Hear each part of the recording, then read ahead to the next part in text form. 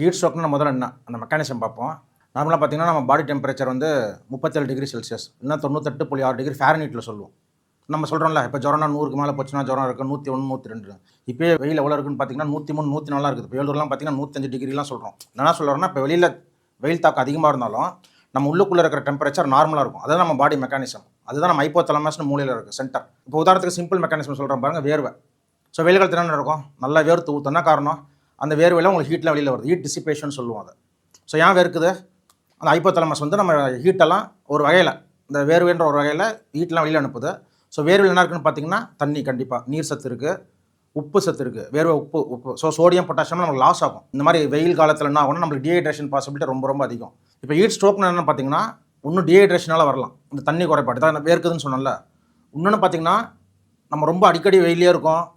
இவர் ரொம்ப வெயிலே இருக்காரு, இவருக்கு உடம்புல எப்போ பார்த்தாலும் டெம்பரேச்சர் அதிகமாக நான் எவ்வளோ நேரம் தான் வேலை செய்யணும்னு சொல்லிட்டு சம்டைம்ஸ் ஹைப்போதலமஸ் செயல் இழந்துடும். அந்தளவுக்கு வேலை செய்ய முடியாது. அப்போ நம்ம உடம்புல பாடி டெம்பரேச்சர் அதிகமாகிடும். ஸோ வெளியிலே 104 டிகிரி செல்சியஸ் 105 இருக்கும், நம்ம உடம்புமே 104 105 இருக்கும். ஸோ ஹைப்போதலமஸ் சரியாக வேலை செய்யலை, அந்த ஆக்சிஸ் சரியாக வேலை செய்யாமல் போச்சுன்னா நம்மளுக்கு ஹீட் ஸ்ட்ரோக் வரலாம். ஸோ காமனாக யாருக்கு ஹீட் ஸ்ட்ரோக் வரும் பார்த்தீங்கன்னா ரொம்ப வயசானவங்க, இந்த 70 வயசுக்கு மேலே இருக்கவங்க, அதே மாதிரி குழந்தைங்க.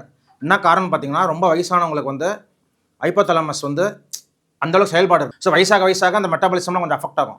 அதே தான் ஹைப்போதலமஸ்க்கும் பொருந்தும். அதே மாதிரி குழந்தைங்களுக்கு பார்த்தீங்கன்னா எதிர்ப்பு சக்தி ஃபுல்லாக வளர்ந்துருக்கு. அதனால தான் ரொம்ப கேர்ஃபுல்லாக இருக்கும் வெயில் காலத்தில்.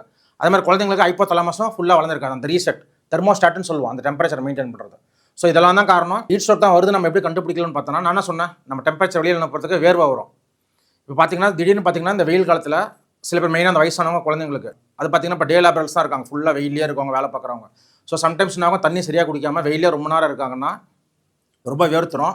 இப்போ ரொம்ப வேர்க்கிறப்ப என்ன ஆகும், உள்ளே இருக்கிற நீர் சத்து குறைஞ்சிரும். இப்போ தண்ணி சரியாக குடிக்க மாட்டான்னு வச்சுக்கோங்க. அப்போ என்ன ஆகும், உள்ளே இருக்கிற நீர் சத்து குறைஞ்சிட்டு கொஞ்ச நேரம் கழிச்சு ஆகும் ஹைப்போதலமஸ் என்ன பண்ணால் வேலை செய்யாமல் போயிடும். அது சரியாக வேலை செய்யாமல் போச்சுன்னா வேர்க்கிறது நின்றுடும். ஸோ அவங்களுக்கு தண்ணி தாகமும் எடுக்காது, வேர்க்கவும் செய்யாது. ஹீட் ஸ்ட்ரோக்கை நீங்கள் கண்ட்ரோல் பண்ணலன்னா நம்ம மரணம் ஏற்படுறது கூட வாய்ப்பு ரொம்ப ரொம்ப அதிகம். அது இல்லாமல் தலை சுத்தம். ஸோ உங்களுக்கு அந்த கிட்டினஸ் சொல்லுவோம். அப்புறம் வாமிட்டிங் சென்சேஷன், வாந்தி வராமல் இருக்கும். மெயின் சிம்டம்ங்க தலைவலி, பயங்கரமாக தலைவலிக்கும். சில சமயம் வளர ஆரம்பிப்போம்.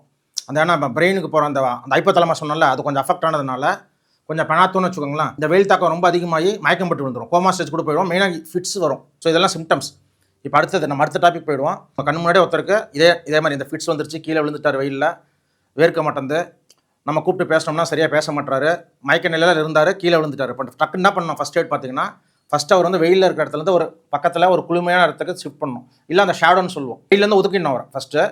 அடுத்தது என்ன பண்ணலான்னு பார்த்தீங்கன்னா ஸ்பாஞ்சிக், இந்த ஜுரம் அடிச்சா கொடுப்போம் பார்த்தீங்களா, அந்த மாதிரி ஐஸ் க்யூப்ஸ் அதாவது உங்களுக்கு டக்குன்னு கிடச்சிதுன்னா அந்த ஐஸ் எடுத்து அக்கில் ஈரத்துண்டு இங்கே வச்சு கொஞ்சம் டெம்பரேச்சர் குறைக்க பார்க்கணும். இது வந்து எமர்ஜென்சிக்கு. ஒருவேளை ஒரு மயக்க நிலையில் இருக்காருன்னா நீங்கள் தண்ணி கொடுக்காதீங்க. ஏன்னா அவர் மயக்கத்தில் இருக்கார், அப்போ நீங்கள் தண்ணி அவரால் முழுங்க முடியாது. அவர் கோமா ஸ்டேஜில் இருக்கும்போது நீங்கள் கண்டிப்பாக தண்ணி கொடுக்கும், ஏன்னா சோக்கிங் ஏற்பட வாய்ப்பு இருக்குது. ஸோ இதெல்லாம் நீங்கள் பண்ண வேண்டிய ஃபஸ்ட் எய்ட்.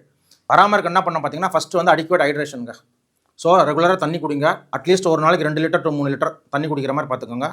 மெயினாக குழந்தைங்களுக்கு நான் சொல்ல போகிற ப்ரிகாஷன் பார்த்தீங்கன்னா இந்த 11 மணி to 4 மணி. ஏன்னா இப்போ ஸ்கூலில் வெக்கேஷன் விட்டுருவாங்க, ஃபுல்லாக பசங்க ரோட்டில் கிரிக்கெட் ஆடுறது. ஸோ முடிஞ்சளவு வெயிலே தான் சுற்றிட்டு இருப்பாங்க பசங்க. அது பசங்க விளையாடுறது நல்லது தான். பட் அந்த டீஹைட்ரேஷன் பசங்களுக்கு தெரியாமல் டீஹைட்ரேஷன் ஆகும், ஹீட் ஸ்ட்ரோக் போக வாய்ப்பு அதிகம் குழந்தைங்களுக்கு. என்ன சொன்னாலும் எதிர்ப்பு சக்தி கம்மியாக இருக்கும், இம்யூனிட்டி. ஸோ பசங்களை வந்து முடிஞ்சளவுக்கு இந்த 11 to 4, ஸோ இந்த காலையில் 11 4 மணி வரையும் வீட்டிலே விளையாடுற மாதிரி இப்போ இண்டோர் கேம்ஸ். ஸோ வெளியில் அனுப்ப வேண்டாம், முடிஞ்ச அளவுக்கு தேவையில்லாம் வெளியில் சுற்றுறதை அவாய்ட் பண்ணுங்கள். வேறு வழியில் நீங்கள் வெளியில் தான் போய் ஆகணும்னா ஒன்று கேப்பு கொஞ்சம் வெயில் அவாய்ட் பண்ணுறதுக்கு, இல்லை கொடை அந்த மாதிரி யூஸ் பண்ணிக்கோங்க. கண்டிப்பாக தண்ணி ரெகுலராக குடிச்சிக்கணும். அதே மாதிரி இன்னொன்று இம்பார்ட்டன் என்ன சொன்ன, ஸ்வெட்டிங்கில் வேர்வலை தண்ணி மட்டும் வரதில்லை, உப்பு சத்து பொட்டாசியம் சத்துலாம் வருது. ஸோ நீங்கள் வந்து குடிக்கிறது தண்ணி மட்டும், நீராகாரம் மட்டும் பத்தாது. முடிஞ்ச அளவுக்கு இந்த டைமில் நம்மளுக்கு பெஸ்ட்டுன்னு பார்த்தீங்கன்னா மோருங்க. ஸோ பட்டர் மில்க், ஓஆர்எஸ், அந்த ஓஆர்எஸ் பவுடர் நீங்கள் தண்ணியில் கலந்து ரெகுலராக குடிச்சிக்கலாம். நீங்கள் தண்ணி மட்டுமே குடிக்காமல் ஓஆர்எஸ் பவுடர், இப்போ ஒரு பேக்கெட் ஓஆர்எஸ் எடுத்திங்கன்னா 1 லிட்டர் வாட்டர் பாட்டில் மிக்ஸ் பண்ணி குடிச்சிக்கலாம். ஸோ ஓஆர்எஸ் WHO போட்டிருக்கோம். அதில் நம்ம ஆல்ரெடி பழைய வீடியோவில் ஒன்று பேசியிருக்கேன், எது ஃபேக் ஓஆர்எஸ் எது உண்மையான ஓஆர்எஸ்ன்னு. இளநீர் குடிக்கலாம், நுங்கு சாப்பிடலாம், வாட்டர் மெலன் தர்பூசணி போல அந்த வெயிலுக்கு ரொம்ப நல்லது. நீர்க்காய்கள் இந்த மாதிரிலாம் நம்ம நிறைய எடுத்துக்கலாம். இதெல்லாம் எடுக்க மாட்டாங்க இந்த வெயில் காலத்தில். அப்புறம் எதெல்லாம் நீங்கள் அவாய்ட் பண்ணலான்னு பார்த்தீங்கன்னா டீ காஃபி.